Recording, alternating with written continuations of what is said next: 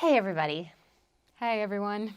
So there is a huge movement going on. People, millions of people across the world are standing up to fight against racism. And they're doing this because too often and for such a long time, people have been treated unfairly. And in some cases, even hurt by others because of the color of their skin.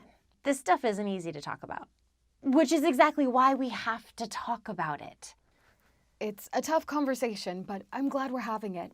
People might think that my life looks fine, but the truth is I and so many other Black people have to deal with racism all the time.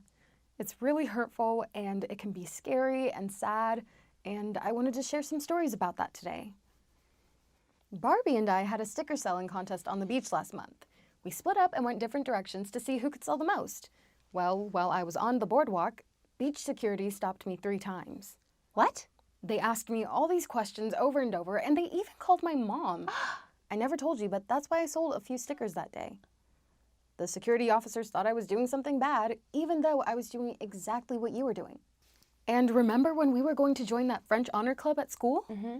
Well, I made a perfect score on the entrance test, but when the teacher, who didn't know me at all, gave me my results, he told me I only did well because I got lucky.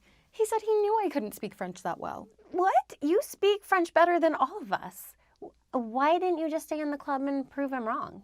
I don't want to have to constantly prove and reprove myself. He supported you right from the beginning and didn't support me. Usually when I talk about these things, people make excuses. They say things like, oh, well, maybe you should have had a permit for selling on the beach. But those are just excuses. People did these things to me because I was Black and they made the wrong assumptions about me. And they don't make those assumptions about white people like me.